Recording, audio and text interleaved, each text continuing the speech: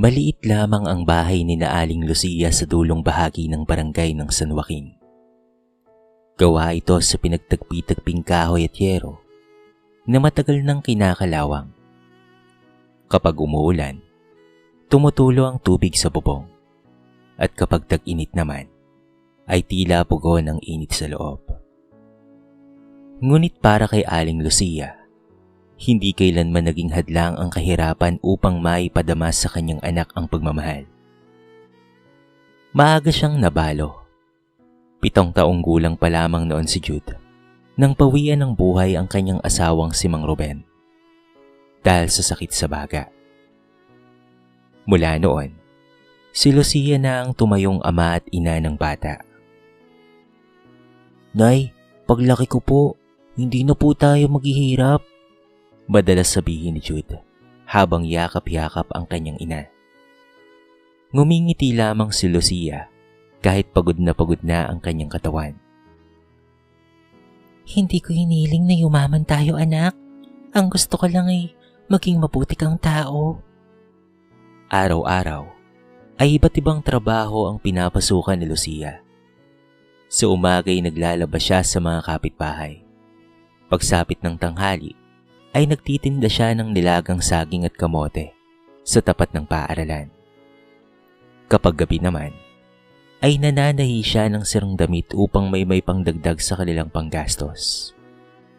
Hindi niya alintana ang pananakit ng kanyang likod o ang mga sugat sa kanyang mga kamay.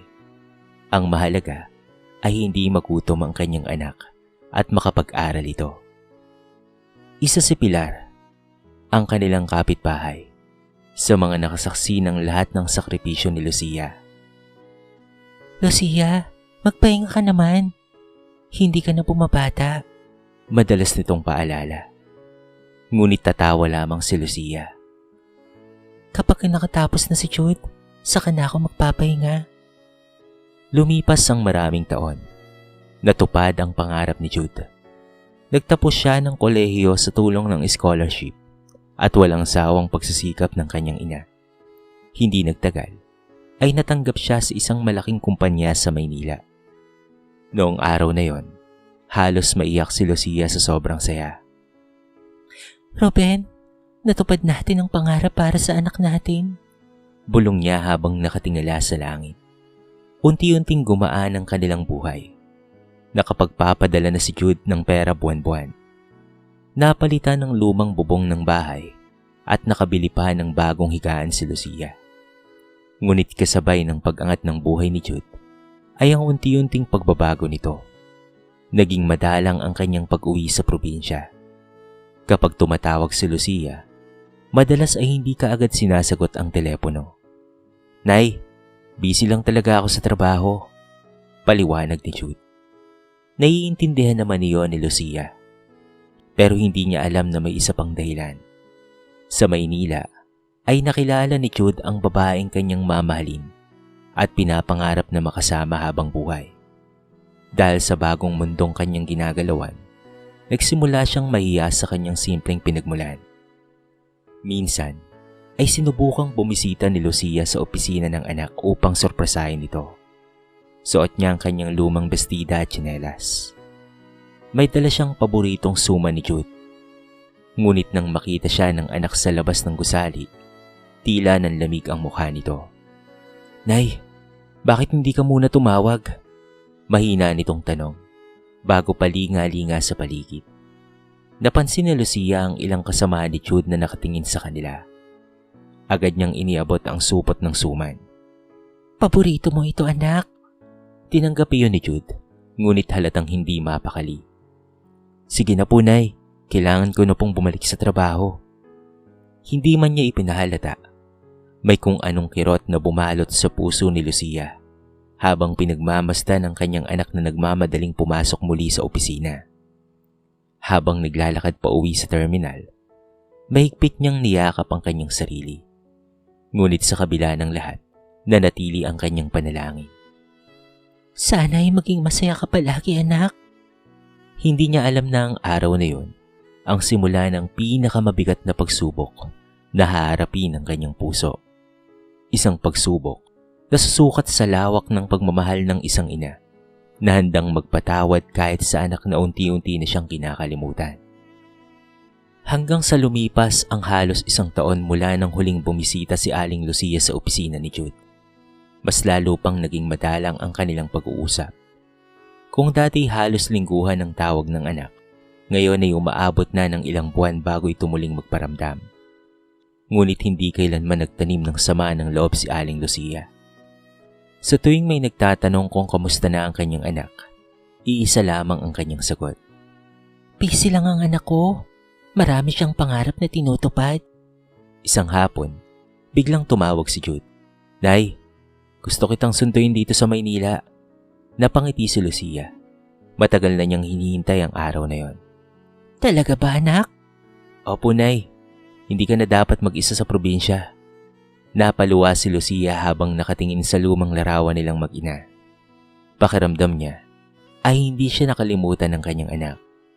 Makalipas ang 2 araw, dumating nga si Jude sakay ng isang mamahaling sasakyan.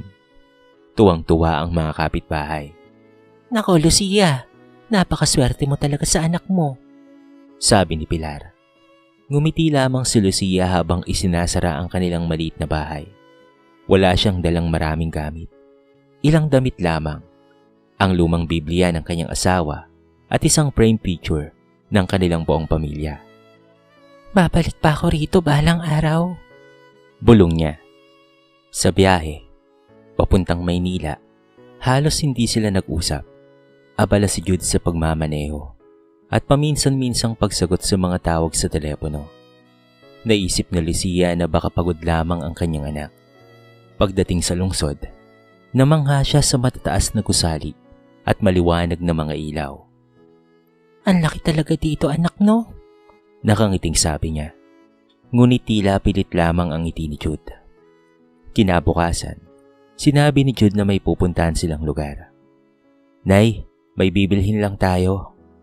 Masayang sumama si Lucia. Akala niya ay ipapasyal siya ng anak. Huminto ang sasakyan sa isang abalang kalsada malapit sa isang parke. Nay, dito ka muna sandali ah. Bibili lang ako ng pagkain. Huwag kang aalis ah. Babalik ako kaagad.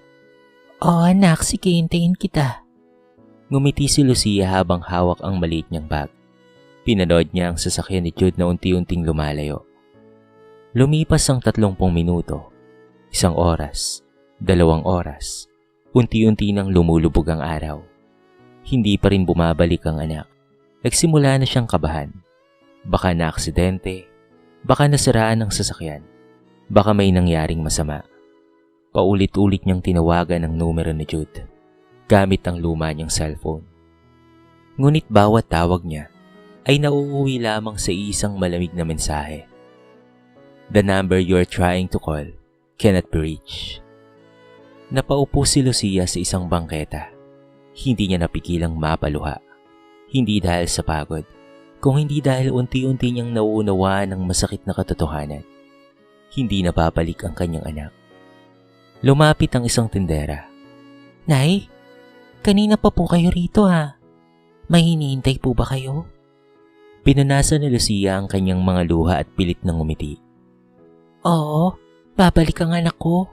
Baka naipit lang sa trapiko. Lumipas pa ang ilang oras. Isa-isang nagsara ang mga tindahan.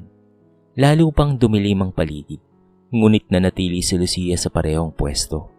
Umaasang anumang sandali ay lilitaw ang sasakyan ni Jude. Hindi niya alam na sa kabilang panig ng lungsod, nakaupo si Jude sa loob ng kanyang bahay. Tahimik na umiiyak habang pinagmamasdan ang cellphone na walang tigil sa pag-ring. Alam niyang ang bawat tawag ay mula sa kanyang ina. Ngunit sa halip na sagutin ito, ipinikit niya ang kanyang mga mata. Sa gabing iyon, tuluyang nabasag ang puso ng isang inang buong buhay na nagsakripisyo para sa kanyang anak. Ngunit kahit iniwan sa gitna ng langsangan, hindi pa rin nagawang isumpa ni Aling Lucia si Jude. Sa halip, pumikit siya, nagdasal at bumulong sa malamig na hangin. Panginoon, ingatan mo po ang anak ko. Sana'y patawarin mo siya. Kahit hindi pa niya alam ang bigat ng kanyang nagawa. Mag-uumaga na nang magising si Aling Lucia sa malamig na simoy ng hangin Nakaupo pa rin siya sa bangketa kung saan siya iniwan ni Jude. Namamanhid na ang kanyang katawan, ngunit higit na masakit ang bigat na dinadala ng kanyang puso. Tahimik niyang pinagmasdan ng mga sasakyang isa-isang dumaraan. Bawat puting kotse ay inaakala niyang si Jude na babalik upang sunduin siya. Ngunit sa bawat paglipas ng oras, lalo lamang nawawala ang pag-asang iyon. Hindi ako dapat na sumuko. Mahina niyang bulong. Siguro may nangyari lang talaga sa anak ko. Habang naglalakad ng walang tiyak na pupuntahan, napansin siya ng isang lalaking nagwawali sa gilid ng kalsada. Matanda na rin ito, ngunit makikita sa mukha ang kabaitan. Ale, mukhang hindi ka taga rito ah. Ayos ka lang ba? Tanong nito. Napatingin si Lucia. Ako nga pala si Mang Tonyo. Napayuko si Lucia bago dahan-dahang ikinuwento ang nangyari. Tahimik lamang na nakinig si Mang Tonyo. Hindi siya nagsalita hanggang sa matapos ang matanda. Kung gusto mo, sumama ka muna sa amin. May maliit kaming pahingaan para sa mga street sweeper. Hindi man magarbo pero ligtas ka naman roon. Nagkatubili si Lucia. Ayokong maging pabigat. Ngumiti si Mang Tonyo. Mas mabigat ang mag-iwan ng taong nangangailangan kesa ang tumulong. Dinala niya si Lucia sa isang simpleng barracks ng mga street sweeper. Doon ay nakilala niya si Dado, isang barangay tanod na madalas na bumibisita upang tiyaking ligtas ang mga manggagawa. Naku Nay, wag po kayong mag-alala. Dito, pamilya ang turingan namin, sabi ni Dado habang inaabutan siya ng mainit na lugaw. Hindi napigilan ni Lucia ang mapaluha. Matagal na mula nang may taong nagmalasakit sa kanya ng ganoon. Ilang araw siyang nanatili roon. Ngunit habang tumatagal, nahihiya siyang umaasa sa kabutihan ng iba. Mang Tonyo, mahina niyang sabi, isang umaga. Pwede ba akong magtrabaho? Kahit ano ay kaya ko. Nagkatinginan sina Mang Tonyo at Dado. Pero Aling Lucia, matanda ka na. Mas mahirap ang walang ginagawa habang may utang na loob. Dahil sa kanyang pagpupumilit, tinulungan siya ni Mang Dado na makausap ang supervisor ng City Cleaning Department. Nang makita ng supervisor ang determinasyon ni Lucia, binigyan siya ng pagkakataong magtrabaho bilang street sweeper. Sa unang araw ng kanyang trabaho, halos hindi niya maitaas ang mabigat na walis. Naninibago ang kanyang katawan sa matinding init ng araw at sa mahabang oras ng pagtayo. Ngunit sa tuwing mapapagod siya, naaalala niya ang salitang minsang sinabi ni Jude noong bata pa ito. Nay, paglaki ko po, hindi kita pababayaan. Napangiti na lamang siya kahit may kasamang kirot. Siguro, nakakalimot lang ang tao. Bulong niya. Paglipas ng mga linggo, naging pamilyar na si Lucia sa mga taong araw-araw niyang nakakasalamuha. Marami ang bumabati sa kanya dahil sa palagi niyang pagngiti kahit pagod. Minsan, habang nagwawali siya sa isang parke, lumapit ang isang batang babae at iniabot ang tinapay na baon nito. Lola, para po sa inyo. Nagulat si Lucia. Hala iha, baon mo yan. May iba pa po akong baon. Sabi ni Mama dapat tumulong po sa nangangailangan. Tinanggap niya ang tinapay habang nangingilid ang kanyang mga luha. Hindi man siya binalikan ng sariling anak, ipinadama naman ng mga taong hindi niya kadugo na hindi siya nag-iisa. Sa kabilang banda, si Jude ay patuloy na namumuhay sa marangyang tahanan. Ngunit bawat gabing sumasapit, hindi siya dinadalaw ng katahimikan kung hindi ng konsensya. Sa bawat pagpikit niya ng kanyang mga mata, iisa lamang ang kanyang nakikita. Ang mukha ng kanyang inang nakaupo sa bangketa, naghihintay sa anak na hindi na kailanman bumalik. Makalipas ang ilang buwan, naging bahagi na ng araw-araw na buhay ni Aling Lucia ang pagwawalis sa mga lansangan. Gigising siya bago sumikat ang araw. Magsusuot ng kulay kahel na uniforme at tatahakin ng mga kalsadang kailangan niyang linisin. Sa kabila ng kanyang edad, hindi siya nagrereklamo. Para sa kanya, marangal ang anumang trabahong kumita ng tapat. Kilala na rin siya ng mga tindero, driver, at mga estudyanteng araw-araw na dumaraan sa kanyang ruta. "Magandang umaga po, Nay Lucia," bati ng mga ito. Ngumingiti lamang siya at magalang na tumatango.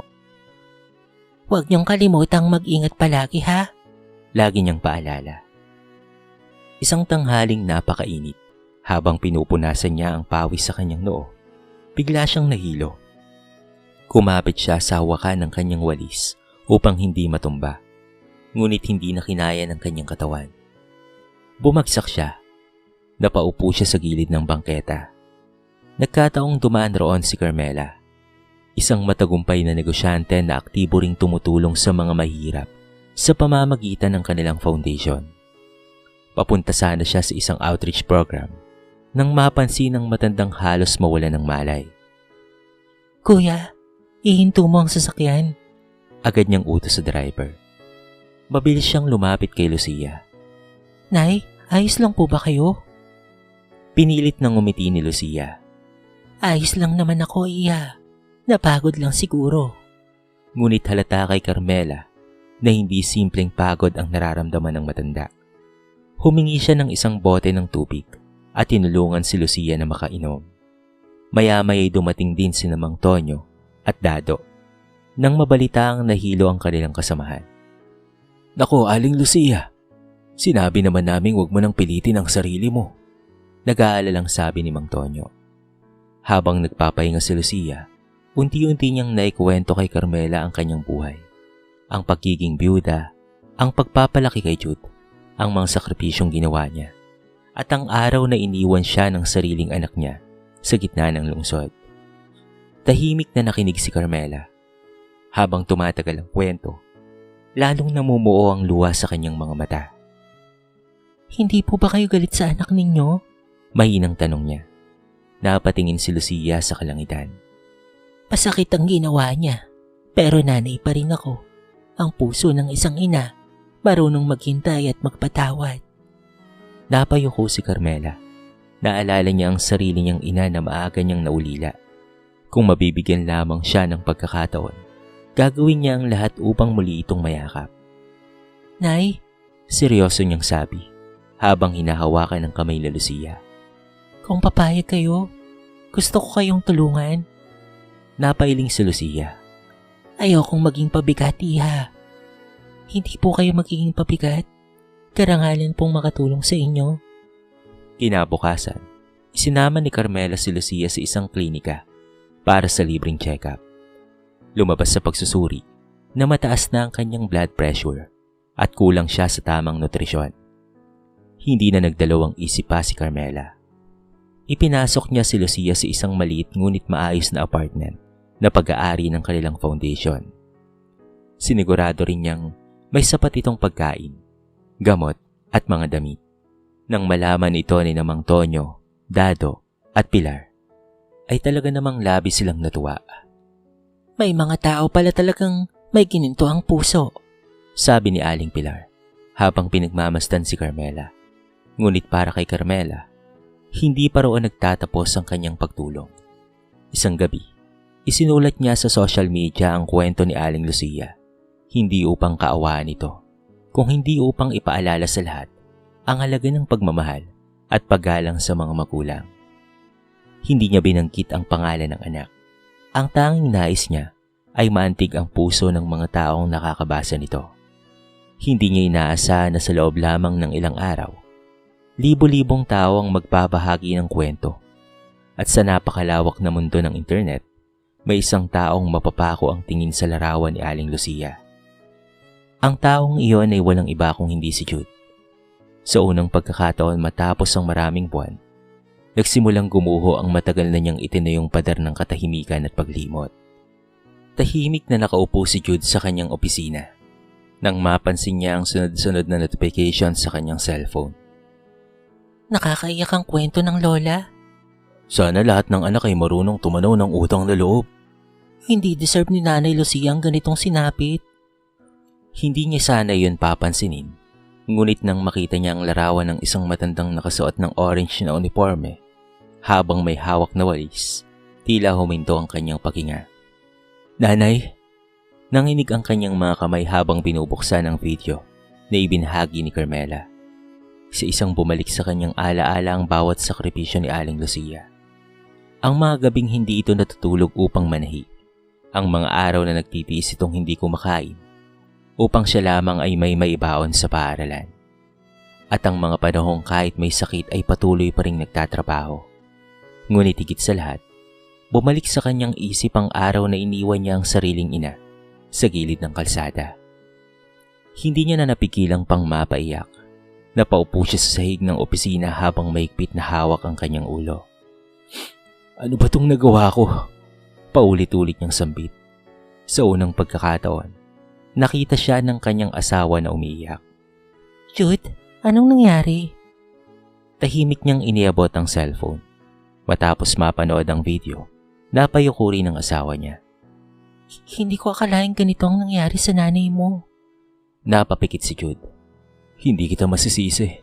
Ako ang may kasalanan. Pinili kong makinig sa takot at pati na rin sa hiya kaysa sa pagmamahal ng nanay ko. Hindi na siya nag-aksaya pa ng oras. Kinabukasan, agad niyang hinanap ang address na nakalagay sa post ni Carmela. Habang nagmamaneho, bawat kilometro ay tila lalong bumibigat ang kanyang dibdib. Paulit-ulit niyang iniisip ang maaaring sabihin ng kanyang ina. Baka itaboy siya, baka hindi na siya kilalanin, baka huli na ang lahat. Pagdating sa maliit na apartment, nanginginig ang kanyang kamay nang kumatok siya sa pinto. Si Carmela ang nagbukas. Ikaw ba si Jude? Malamig nitong tanong. Tumango siya habang nakayuko. Nandito ako para humingi ng tawad sa nanay ko. Hindi kaagad nagsalita si Carmela. Naalala niya ang mga gabing umiiyak si Aling Lucia habang tahimik na ipinagdarasal ang anak na nang iwan sa kanya. Sa huli, bumuntong hininga siya. Pumasok ka. Sa loob ng bahay, nakita ni Jude si Aling Lucia na tahimik na nagdarasal habang hawak ang lumang Bibliyang matagal na nitong iniingatan. Nay, dahan-dahang lumingon si Lucia. Nanlaki ang kanyang mga mata nang makita ang anak. Jude, anak? Hindi na napigilan pa ni Jude ang kanyang sarili. Lumod siya sa harapan ng kanyang ina at maigpit na niyakap ang mga binti nito. Nay, patawarin niyo po ako. Wala akong karapatang tawagin mo pa akong anak. Pinabayaan kita. Iniwan kita sa kalsada. Nasaktan po kita. Umahagulgol siya na para bang batang humingi ng kalinga. Hindi makapagsalita si Lucia. Tahimik lamang siyang nakatingin sa anak habang unti-unting pumapatak ang kanyang mga luha. Nay, kahit hindi mo na po ako patawarin, tatanggapin ko po. Basta hayaan mo akong bumawi sa mga natitira mo pang buhay. Ilang sandali ang lumipas bago nagsalita si Lucia. Anak. Marahan niyang hinaplos ang ulo ni Jude, gaya ng ginagawa niya noong bata pa ito. Alam mo ba kung ano ang pinakamahirap para sa isang ina? Umiling si Jude habang umiiyak. Hindi ang maghirap, hindi ang mapagod, kung hindi ang makita ang sariling anak na naliligaw ng landas. Lalong napahagulgol si Jude. Pero tandaan mo, malumanay na dugtong ni Aling Lucia. Ang puso ng isang ina ay marunong masaktan, pero marunong ding magpatawad. Hindi na napigilan pa ni Carmela, Mang Tonyo, Dado at Pilar ang mapaluha habang nasasaksihan ang muling pagtatagpo ng mag-ina. Ngunit alam nilang ang pagpapatawad ay simula pa lamang. Ang tunay na pagsisisi ay hindi nasusukat sa mga luha, kung hindi sa pagbabagong patutunayan ni Jude sa bawat araw na darating. Matapos ang muling pagkikita nila, hindi na umalis pa si Jude sa tabi ng kanyang ina. Ilang araw siyang nanatili sa apartment na ibinigay ng foundation ni Carmela. Siya ang naghahanda ng pagkain, nagbibigay ng gamot, at nag-aakay kay Aling Lucia tuwing maglalakad ito sa umaga. Sa bawat sandaling magkasama sila, pilit niyang binabawi ang mga panahong nawala. Isang umaga, habang umiinom sila ng kape sa maliit na balkonahe, nagsalita si Jude. Nay, gusto ko pong umuwi tayo sa probinsya. Ipapagawa ko po ang bahay natin. Gusto ko pong doon tayo magsimula ulit. Napangiti si Lucia. Hindi ko kailangan ng malaking bahay, anak. Alam ko po, Pero gusto ko pong maramdaman ninyo na hindi na kayo mag-isa. Hinawakan ni Lucia ang kamay ng anak. Ang gusto ko lang naman ay ang dati kong anak na si Jude. Yung batang marunong gumalang at marunong magmahal. Napaluha si Jude at marahang tumango. Nangako po ako noon na hindi kita pababayaan. Pero ako po mismo ang sumira ng pangakong yun. Pero kung bibigyan niyo po ako ng pagkakataon, hindi na po kita iiwan kahit kailan. Hindi sumagot si Lucia. Sa halip, niyakap niya ang anak ng mahigpit. Sa yakap na yon, tila natunaw ang lahat ng sakit, hinanakit, at luha ng mga nagdaang buwan. Makalipas ang ilang linggo, bumalik silang mag-ina sa barangay ng San Isidro. Masayang sinalubong sila ni Pilar at ng iba pang mga kapitbahay. Nako si Lucia, buti naman magkakasama na kayong muli. Masayang sabi ni Aling Pilar habang pinupunasan ang kanyang mga luha. Lumapit din si Mang Tonyo at Dado na sinadyang bumisita mula sa lungsod. Aling Lucia, mamimiss ka namin sa pagwawalis mo. Pabirong sabi ni Mang Tonyo. Ngumiti si Lucia. Hindi ko kayo makakalimutan. Kayo ang naging pamilya ko noong akala ko ay wala na akong matatakbuhan. Nagpasalamat si Jude kina Carmela, Mang Tonyo, Dado at Pilar. Kung hindi dahil sa inyo, baka hindi ko na nakita pang muli ang nanay ko. Umiling si Carmela. Hindi kami ang dapat mong pasalamatan. Ang nanay mo ang hindi sumuko sa pagmamahal sa iyo. Natahimik si Jude. Alam niyang tama si Carmela. Mula noon, nagbago ang kanyang pamumuhay. Mas madalas na niyang inuuna ang pamilya kesa sa trabaho. Tuwing araw ng linggo, sabay silang nagsisimba ni Aling Lucia. Magkahawak kamay silang namamasyal sa plaza. At hindi na niya ikinakahiya ang kanyang ina. Sa katunayan, buong pagmamalaki niya itong ipinapakilala sa lahat. Ito ang nanay ko. Buong pagmamalaking sinasabi niya. Siya ang dahilan kung bakit ako narito ngayon. Tuwing maririnig iyon ni Aling Lucia, sapat na yun upang mapuno ng saya ang kanyang puso. Isang hapon, habang nakaupo sila sa ilalim ng punong mangga sa harap ng kanilang bagong inayos na bahay, napansin ni Jude ang lumang walis na nakasandal sa dingding. Tahimik niya itong kinuha. Nay, tapos na ang trabaho mo. Napangiti si Lucia. Oo nga anak. Dahan-dahang inilayo ni Jude ang walis at sa halip ay hinawakan niya ang kamay ng kanyang ina. Sabay silang naglakad sa makitid na daan ng kanilang barangay. Hindi bilang isang mayamang anak at isang mahirap na ina, kung hindi bilang mag-inang muling pinagtagpo ng pagmamahal, kapatawaran at pangalawang pagkakataon. Mula sa kanilang bintana, tahimik silang pinagmamasdan ni Pilar, Mang Tonyo, Dado at Carmela. Ngumiti silang lahat, sapagkat napatunayan nilang may mga sugat na kayang pagalingin ng panahon. Ngunit ang tunay na lunas ay ang pusong marunong magsisi, magpatawad at magmahal. Lumipas ang 3 taon. Malaki na ang ipinagbago ng buhay ni Aling Lucia at Jude. Ang dating lumang bahay na yari sa pinagtagpi-tagping kahoy ay isa ng maaliwalas at matibay na tahanan. Hindi ito mansyon o napakalaking bahay. Ngunit punong-puno ito ng pagmamahalan at pagkakaisa. Mga bagay na minsang nawala, ngunit muli nilang natagpuan. Tuwing umaga, magkasabay nang nagkakape sina Aling Lucia at Jude sa kanilang munting balkonahe. Hindi na kailangang gumising ng madaling araw si Lucia upang maghanap buhay. Ang dati niyang mga kamay na puno ng kalyo, ngayon ay nagpapahinga na lamang habang nag-aalaga ng mga halaman sa kanilang bakuran. Ngunit may isang bagay na hindi niya itinapon, ang lumang walis. Maingat niya itong isinabit sa isang sulok ng kanilang sala. Isang araw, napansin niyo ng apo niyang si Nathan. Lola, bakit po hindi niyo po itinatapon ang luma niyong walis? Napangiti si Lucia. Kasi iho, hindi lang yan bastang walis. Ano po yun? Lumapit si Jude at marang inawakan ng balikat ng kanyang anak. Yan ang nagpapaalala sa akin kung gaano kalaki ang pagmamahal ng lola mo. Tahimik na nakinig ang bata. Yan ang walis na ginamit niya noong wala na akong nagawang tama bilang anak.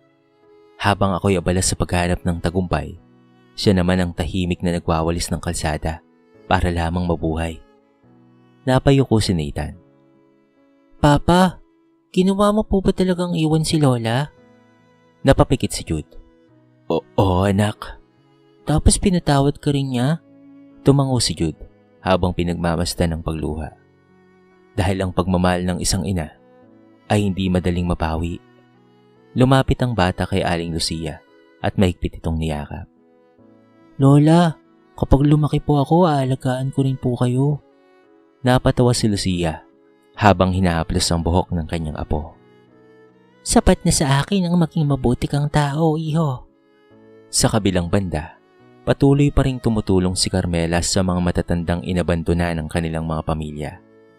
Dahil sa inspirasyon mula kay Aling Lucia, nagtayo siya ng isang maliit na programa na tinawag na Tahanan ni Nanay.